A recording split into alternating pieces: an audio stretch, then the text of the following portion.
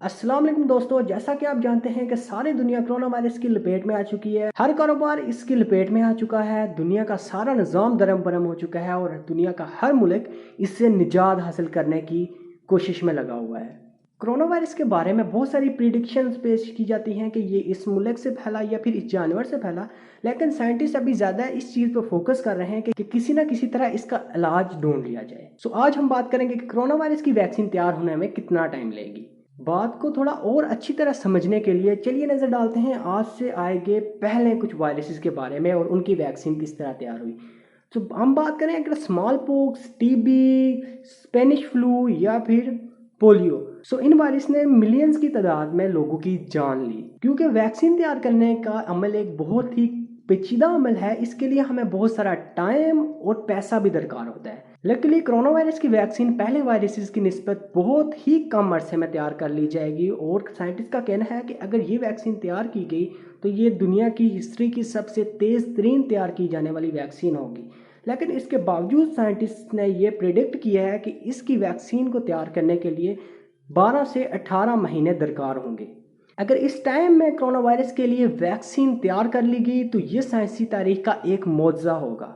क्योंकि पिछली एक सदी में साइंस ने इतनी तरक्की कर ली है कि अब किसी भी वायरस को पहले की निस्बत स्टडी करना और उसके लिए वैक्सीन तैयार करना बहुत आसान हो चुका है। लेकिन अभी आप ये सोच रहे होंगे कि 12 से 18 मंथ्स भी बहुत ज़्यादा टाइम है, लेकिन अगर पिछले वायरसेस के सालों के साथ इस मंथ्स को कंपेयर किया जाए तो ये ज़्यादा टाइम नहीं होगा। अब बात की जाए कि इसकी वैक्सीन तैयार किस तरह की जाएगी और इसमें 18 मंथ्स कैसे लगेंगे। सबसे पहले तो फेज आती है जहां पर वायरस को स्टडी किया जाता है और इसको समझा जाता है। लकीली जब साइंटिस्ट ने कोविड-19 को स्टडी किया तो इसका बहुत सारा स्ट्रक्चर सार्स वायरस से मिलता था। तो उनका ये कहना था कि ये एक सार्स वायरस की फैमिली का ही मेंबर कह सकते हैं हम कोविड-19 को।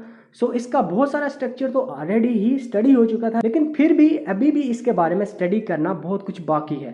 इसका स्ट्रक्चर स्टडी करने के बाद जब ये स्ट्रक्चर दुनिया में डिफरेंट कंपनीज को दे दिया जाता है जो कि वायरस की वैक्सीन पर काम कर रही हैं, अपने अपने हिसाब से इस पे वैक्सीन बनाती हैं। मैं आपको यहाँ बताता चलूँ कि वैक्सीन की भी अलग अलग फॉर्म होती है। कुछ वैक्सीन जो एडवांस लेवल पर बनाई जाती है वो आरएन के थ्रू बनाई जाती है और एक पुराना मेथड यूज किया जाता है जिसमें हम वायरस को मार के ह्यूमन बॉडी में इंजेक्ट करते हैं। इस तरह हर कंपनी अपने अपने मेथड के थ्रू इस वायरस की वैक्सीन तैयार करने में मसरूफ है। किसी भी वायरस को टेस्ट करने के लिए सबसे पहली फेज एनिमल फेज होती है। उसको सबसे पहले एनिमल्स में इंजेक्ट किया जाता है और कुछ महीनों तक उसकी स्टडी की जाती है कि एवरीथिंग इज ऑल राइट। अगर कुछ भी उसमें प्रॉब्लम हो तो उसको वहीं पे कैंसिल करके न्यू वैक्सीन बनाई जाती है।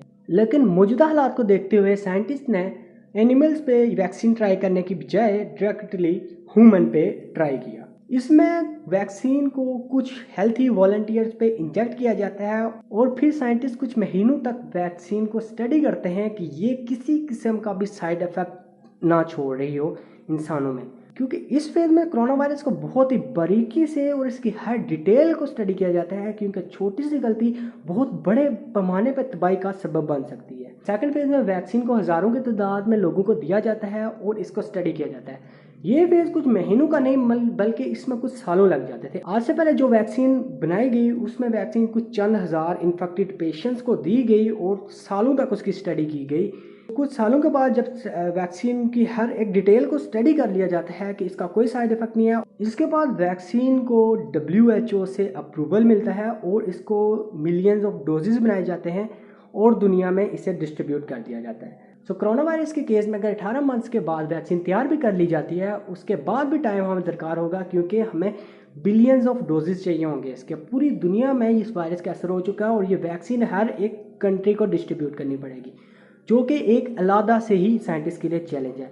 लेकिन अभी साइंटिस्ट सिर्फ इसी चीज़ पे फोकस कर रहे हैं कि इसकी वैक्सीन तैयार कर ली जाए और WHO से उसके अप्रूवल के बाद उस पे बड़े पैमाने पे उसके डोजेज तैयार करने पे काम किया जाए।